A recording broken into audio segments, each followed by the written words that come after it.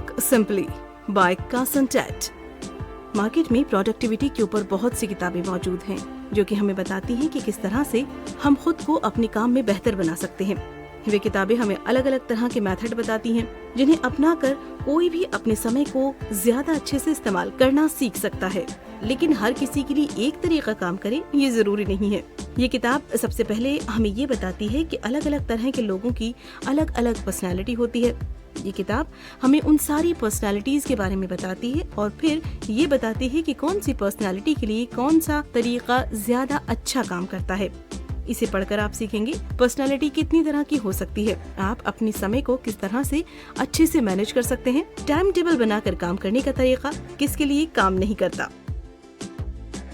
पहला सबक, खुद को पहले से काबिल बनाने के लिए सबसे पहले खुद को समझिए। यहाँ पर हम सभी की पर्सनालिटी एक जैसी नहीं है।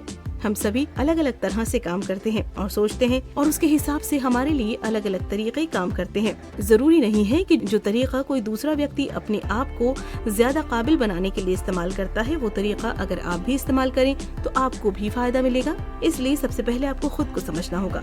इसके लिए आप प्रोडक्टिविटी स्टाइल असेसमेंट का इस्तेमाल कर सकते हैं। इसमें आप सबसे पहले खुद को समझते हैं कि किस तरह से आप जानकारी का इस्तेमाल अपने काम में करते हैं। इसकी खोज जनरल इलेक्ट्रिक्स के मैनेजर नेड हर्मन ने की थी। हालांकि पर्सनालिटी बहुत सारी हो सकती है, लेकिन हर्मन ने शुरुआत करने के लिए इसे 4 भागों में बांटा है। सबसे पहले वो लोग आते हैं जो अपने काम में से खास काम को अलग करके सबसे पहले खास काम करते हैं। इन्हें प्रियोरिटाइजर कहा जाता है। इस तरह के लोग अपने काम को करने के लिए जानकारी और डाटा का इस्तेमाल करते हैं और अगर कोई इनके काम के बीच आ जाए तो इन्हें गुस्सा आ जाता है। इसके बाद आते हैं प्लान करने वाले प्लानर।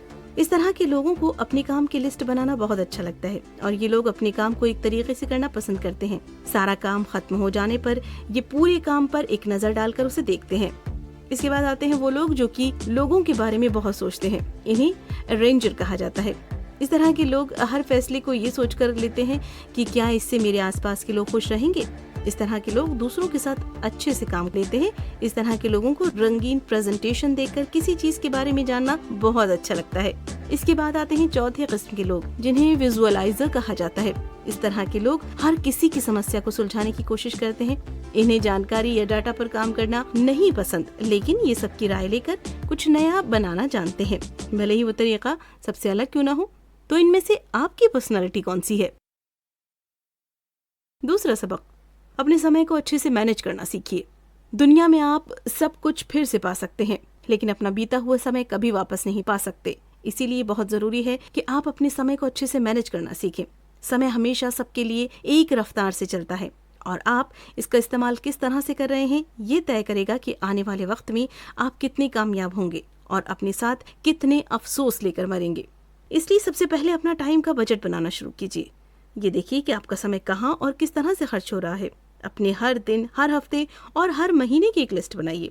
इसके लिए एक मास्टर टास्क लिस्ट बनाना सबसे अच्छा तरीका होगा। मास्टर टास्क लिस्ट में वो सारे काम लिखे होते हैं जो आपको आपकी मंजिल हासिल करने के लिए करने हैं। तो सबसे पहले उन सारे कामों को लिखिए जो आपको आने वाले वक्त में करने होंगे। इसके बाद उन कामों को 2 भागों में बांट दीजिए, प्रोजेक्ट एक्शन और नेक्स्ट एक्शन। प्रोजेक्ट एक्शन में वो काम आते हैं जो कम समय में पूरे हो जाएंगे। इस तरह के काम कुछ दिन से लेकर कुछ महीनों तक चलते हैं और इन्हें पूरा करने में मेहनत कम लगती है। नेक्स्ट एक्शन का मतलब उस काम से है जिसे करने से आप आगे की तरफ बढ़ते हैं। इस तरह के कामों को एक एक्शन की तरह लिखा जाता है, जैसे क्लाइंट से डील फिक्स करो। एक मास्टर टास्क लिस्ट में जब आप अपने सारे कामों को लिखते हैं तो आप अपने दिमाग में घूम रहे हर तरह के कामों को अपने दिमाग से उतार कर पेपर पर ला देते हैं। इस तरह से आपका दिमाग हल्का हो जाता है और इसके बाद आप उन कामों में से एक काम को निकालिए और उसे पूरा कीजिए।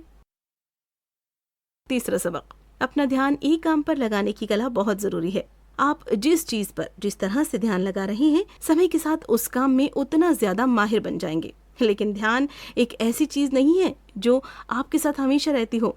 आप किसी काम पर एक दिए गए समय तक ही ध्यान लगा सकते हैं और उसके बाद आप कुछ देर तक किसी दूसरे काम पर ध्यान नहीं लगा पाएंगे। इसीलिए ये जरूरी है कि जब तक आप अपना ध्यान लगा सकते हैं उसे जरूरी काम पर ही लगाएं। हर दिन हमारे पास करने के लिए हजारों काम होते हैं और हर काम को हमारे ध्यान की जरूरत होती है, लेकिन अपने ध्यान को एक जगह पर और एक बार में एक काम पर लगाकर ही आप आगे बढ़ सकते हैं। अलग अलग पर्सनालिटी के लोगों का ध्यान अपनी मंजिल से अलग अलग तरीके से भटकता है। विजुअलाइजर का ध्यान यहाँ वहाँ की चीजों में लगता है, क्योंकि वो हर किसी की समस्याओं को सुलझाने की कोशिश करता है और इस तरह से वो अपने काम पर से ध्यान हटा लेता है। अरेंजर हर किसी को खुश करने की कोशिश करता है और इसीलिए वो उस काम को नहीं करता जो उसके लिए जरूरी है, पर दूसरों के हिसाब से ठीक नहीं है। प्रायोरिटाइजर अपने जरूरी काम को बहुत ज्यादा समय देता है और इसीलिए बाकी के सारे कामों पर से अपना ध्यान हटा लेता है। और प्लानर अपने काम को प्लान करने में इतना ज्यादा समय बिता देता है कि वो उसे कागज पर से जिंदगी में उतार ही नहीं पाते। एक रिसर्च में ये बात सामने आई है कि हम अपने काम के समय का 33% समय अपने फोन की वजह से गवा देते हैं। काम पर से ध्यान हटाने में सबसे बड़ा गुनहगार हमारा मोबाइल है, इसीलिए सबसे पहले खुद को इससे दूर रखना सीखिए। इसके बाद ये देखिए कि किस काम को करने के बाद आपका ध्यान रिचार्ज हो जाता है। बहुत से लोग टहलने के बाद फिर से अपने काम पर ध्यान अच्छे से लगा पाते हैं और बहुत से लोग कसरत करने के बाद ये देखिए कि किस तरह से आप अपने ध्यान को फिर से पा सकते हैं। इसके अलावा अच्छा खाना पीना और अच्छी नींद लेने से भी आपके ध्यान लगाने की क्षमता सुधरती है। तो उन कामों को खोजिए जिन्हें करने से आपका ध्यान बढ़ता है और उन्हें समय समय पर करते रहिए। चौथा सबक, अपनी पर्सनालिटी के हिसाब से उन तरीकों को अपनाइए जिनसे आप खुद को सुधार सकते हैं। हमारा दिमाग कभी कभी हमारे खिलाफ काम करने लगता है। ऐसा तब होता है जब आपको वो काम करते हैं जो आपकी पर्सनालिटी को सूट नहीं करते। जरा सोचिए, अगर लता मंगेशकर को बॉक्सिंग करने की ट्रेनिंग दी जाती तो वो कितनी कामयाब होती।